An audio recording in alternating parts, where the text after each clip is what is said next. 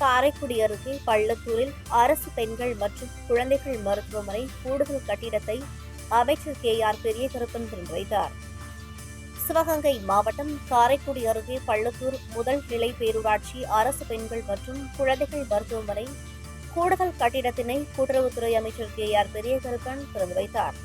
இந்நிகழ்ச்சியில் மாவட்ட ஆட்சித்தலைவர் ஆசா அஜித், பள்ளத்தூர் பேரூராட்சி மன்ற தலைவர் சாந்தி, சிவசங்கர், மருத்துவம் மற்றும் ஊரக நலப்பணிகள் இணை இயக்குநர் டாக்டர் பிரியதர்ஷினி, பேரூராட்சிகளின் உதவி இயக்குநர் சத்தியமூர்த்தி, துறை தலைவர் ருக்மணி மற்றும் மன்ற உறுப்பினர்கள் முன்னிலையில் நடைபெற்றது.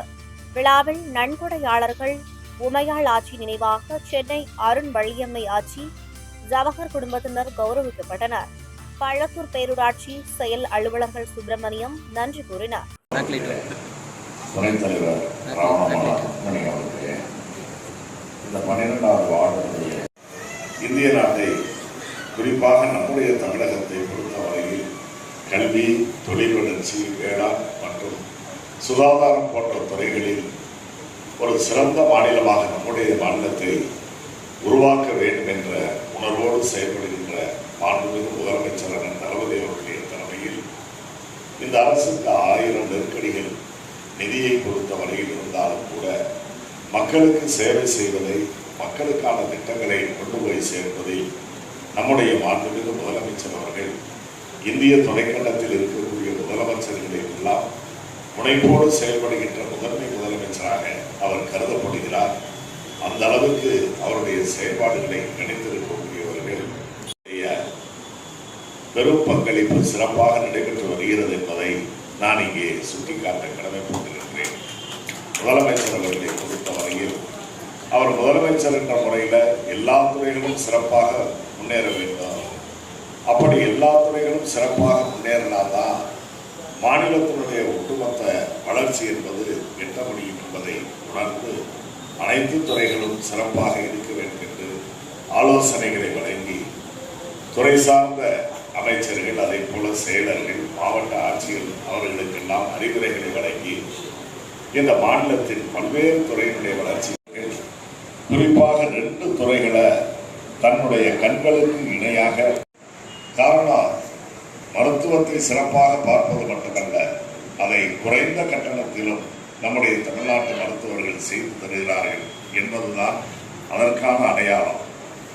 மருத்துவத்துறையில் இன்றைக்கு மருத்துவர்கள் சிறப்பாக வழிநடத்தப்படுகிறார்கள் என்பதையும் நான் இங்கே ஒரு மாநிலம் தான் நம்முடைய தமிழ்நாடு தான். அதே நேரத்தில் இங்கு உருவாகக்கூடிய மருத்துவர்கள் தமிழ்நாட்டில் மட்டுமல்ல, இந்தியாவோடு 2006-11களில் தமிழ்நாட்டின் முதலமைச்சராக இருந்த மறைந்த முத்தமிழறிஞர் கலைஞர் அவர்களுடைய அது மிகப்பெரிய வரப்பிரசாதமாக அந்த மருத்துவ காப்பீட்டு திட்டத்தின் மூலமாக அரசு பொது மருத்துவமனைகளிலும் அதே போல அங்கீகரிக்கப்பட்ட தனியார் மருத்துவமனைகளிலும் பல்வேறு நோய்களுக்கான உயர் சிகிச்சைகளை அவர்கள் பெற முடியும் என்ற சிறப்பான திட்டத்தை அறிவித்து நம்முடைய ஏழை எளிய மக்களுடைய இதயங்களில் இன்றைக்கும் முத்தமிழறிஞர் கலைஞர் அவர்கள் 100 ஆண்டு நிறைவை காணுகின்ற அவர் வாழ்ந்து கொண்டிருக்கிறார் என்பதையும் நான் இங்கே நினைவுபடுத்த கடமைப்பட்டிருக்கிறேன். ஆகவே வசதி படைத்தவர்களுக்கு மட்டுமான அரசாக இது இல்லாமல் ஏழை எளியவர்களுக்கு உதவுகின்ற ஒரு கருணையுள்ளம் கொண்ட ஒரு அரசாக இந்த அரசை முதலமைச்சர் அவர்கள் நடத்தி செல்கிறார்கள்.